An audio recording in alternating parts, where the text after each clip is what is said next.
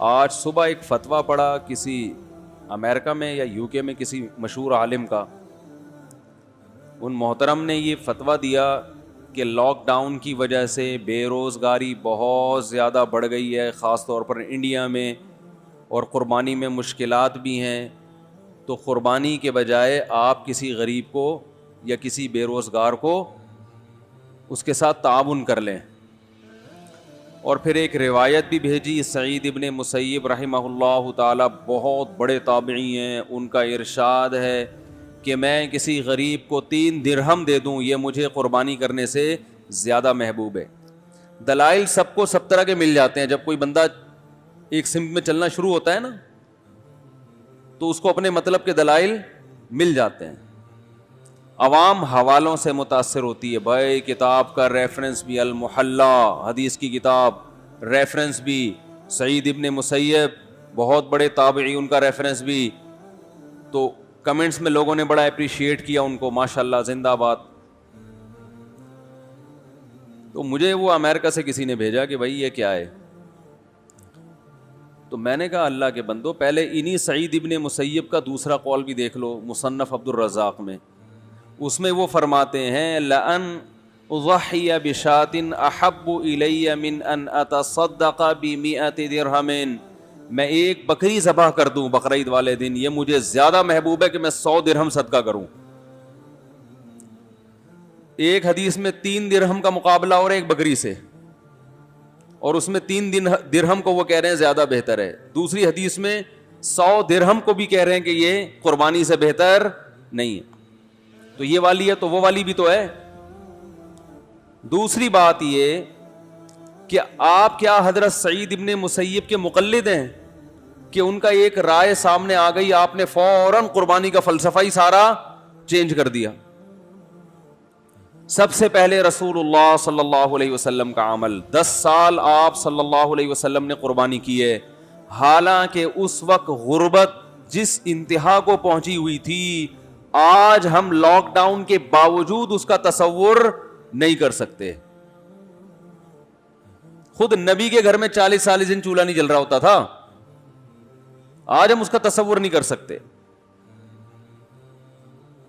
اور پھر رسول اللہ صلی اللہ علیہ وسلم کے بعد صحابہ، تابعین سب قربانی کیا کرتے تھے. چند ایک سے مروی ہے کہ انہوں نے نہیں کی، مگر وہ صحابہ غریب تھے، مسکین تھے، جیسے حضرت ابو بکر اور عمر رضی اللہ عنہما. ان کے بارے میں روایات میں آتا ہے کہ یہ قربانی نہیں کیا کرتے تھے. اور آگے الفاظ ہیں کراہت ان یقتدی بہما، اس بات کے خوف سے کہ لوگ ان کی پیروی نہ شروع کر دیں. تو بعض حضرات نے اس بات کو دلیل کے طور پہ پیش کیا ہے کہ قربانی کرنا واجب نہیں ہے، کیونکہ ابو بکر و عمر نے باقاعدہ جان کر نہیں کی، اور وجہ یہ بیان کی جا رہی ہے کہ لوگ ان کی پیروی شروع نہ کر دیں، کہ اگر وہ قربانی کرتے تو لوگ ان کی پیروی کرتے نا. حدیث کا یہ مطلب نہیں ہے جو آپ سمجھ رہے ہیں.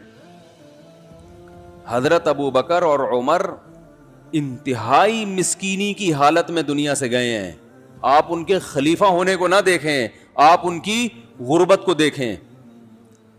جس خلیفہ کے 10 15 پیون کپڑوں میں لگے ہوتے ہوں، ان کے پاس قربانی کے پیسے ہوں گے؟ بولو بھائی.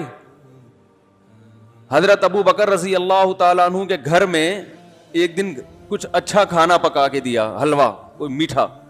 انہوں نے فرمایا یہ کہاں سے آیا؟ کہا کہ آپ کے جو وظیفہ ہے نا بیت المال کا، اس سے بچا کے میں نے یہ حلوہ بنایا ہے. انہوں نے فرمایا اس کا مطلب وہ جو اتنے پیسے میری تنخواہ سے زائد ہیں، اس کی مجھے ضرورت، جو میں بیت المال سے، حکومتی خزانے سے تنخواہ لے رہا ہوں، وظیفہ لے رہا ہوں، اس کا مطلب یہ جو بچا کے آپ نے یہ ڈش بنا لی ہے تو یہ اضافی ہے، اس کا مطلب اس کے سے کم میں بھی میرا گزارا. بولتے کیوں نہیں بھائی، ہو سکتا ہے. تو وہ اپنا وظیفہ کم کرا دیا انہوں نے. یہ تو غربت کا عالم تھا.